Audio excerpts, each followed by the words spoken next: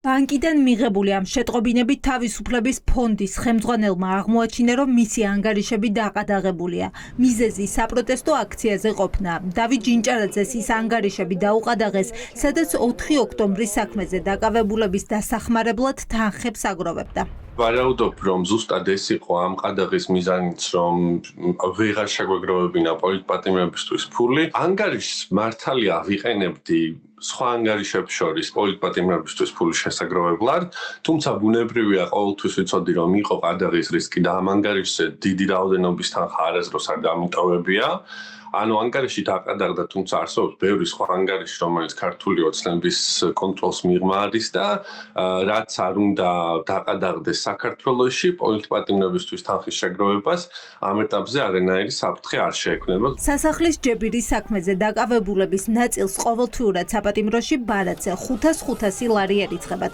მათ შორის დიდი ნაწილი სოციალურად დაუცველია. ამ ფულს დავით ჯინჭარაძე აგროვებდა. ანგარიშების დაყადაღებით კი ქართულმა ოცნებამ სცადა ხელი შეეშალა მოქალაქეებისთვის, რომ პატიმრებს დახმარებოდნენ. ადამიანები, ვინც უკანონოდ ყვეობაში არიან დღემდე, არიან სოციალურად დაუცველები, გაჭირვებულები, ეკონომიკურ სიდუხჭირეში მყოფი ადამიანები. ერთ-ერთ მათგანს დღეს ალექსანდრე ხაბეიშვილს, ვისაც ასამართლებენ უკანონოდ, მისი შვილისთვის ალექსანდრე არის დონორი და თუ დღეს მოსამართლემ არ მიიღო ის გადაწყვეტილება, რომ მას აღმკვეთი შეუცვალოს, შეიძლება ყველას პასუხისმგებლობა იყოს ამ ბავშვის მდგომარეობის დამძიმება. დაფინანსების არხის შეწყვეტა, რომელიც სრულად ხალხის შეგროვებულია და სრულად ხალხის დონაციით ხდება, არის რა თქმა უნდა ბერკეტი იმისა, რომ აი ეს ადამიანები მაქსიმალურად რეპრესიებში ამყოფონ და მაქსიმალურად დააუძლურონ ციხის შიგნით. აქტივისტები რომ უკანონოდ იდევნებიან ეს დღეს ევროსასამართლომაც დაადასტურა. ამჯერად ივანიშვილის გუნდი სამართლიანი სასამართლოსა და თავისუფალი შეკრების პრინციპების დარღვევაში ამხილეს. საქმე ეხება ეგრეთ წოდებული რუსული კანონის პირველ განხილვებს, როცა ქუჩაში ხალხი მასობრივად გამოვიდა და არაერთი პირი დააკავეს გზის გადაკეტვისა და პოლიციისადმი დაუმორჩილებლობის ბრალდებით. ერთ-ერთი იყო გიორგი მექვაბიშვილი, რომელიც იმ დროს აიყვანეს, როცა ვიდეო მტკიცებულებას იღებდა, როგორ უსწორდებოდა პოლიცია დემონსტრანტს. გადაცემ, რატო? გასაკეთებ. ამ მტკიცებულების მიუხედავად დაისაჯა არა პოლიციელი, არამედ მოქალაქე. ის სასამართლომ 2000 ლარი დააჯარიმა. სასამართლო ენდო მხოლოდ პოლიცielis ჩვენებას. ამ ადამიანს რო ურტყავდნენ, უკვე აღარ ჩანდა, იმიტომ რომ ყველამ შემოარტყა წრე. და ეს პოლიციელები ძალიან დაბნევ, ჩემ ვიდეოშივე ჩანს, რომ მიუხედავად იმისა, რომ მოკლეა, ჩემ ვიდეოშივე ჩანს, რომ ძალიან დაბნეულები არიან. და ამ მომენტში ერთი ადამიანი მათ შორის, რომელსაც არც პოლიციის ფორმა აცვია და თან პირზე პირბადე უკეთია და თან კაპიშონი უკეთია, ჩემზე უნდა ამ პოლიციელებს, რომ ესეც წამოიყვანეთ ესეცო და შემდეგ დამიჭირეს. გაცილებით უფრო უარესი რაღაცები გადაიტანეს სხვა ადამიანებმა, მაგრამ ყოველი პატარა ნაბიჯი, რა თქმა უნდა, პროგრესის მაჩვენებელია და დიდი იმედი მაქვს, რომ რაღაცა პროგრესს გამოიწვევს ეს.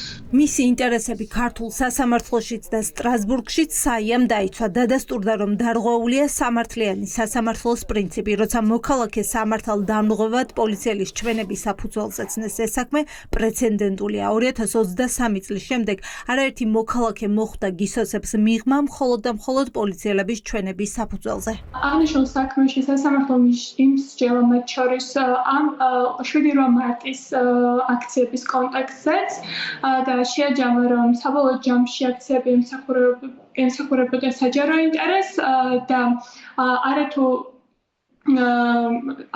გზის უკანონო გადაკეტვას ჰქონდა ადგილი, არამედ გიორგი მექვაბიშვილს არ მიუძღოდა წვლილი რაიმე კანონსაწინააღმდეგო ქმედებაზე.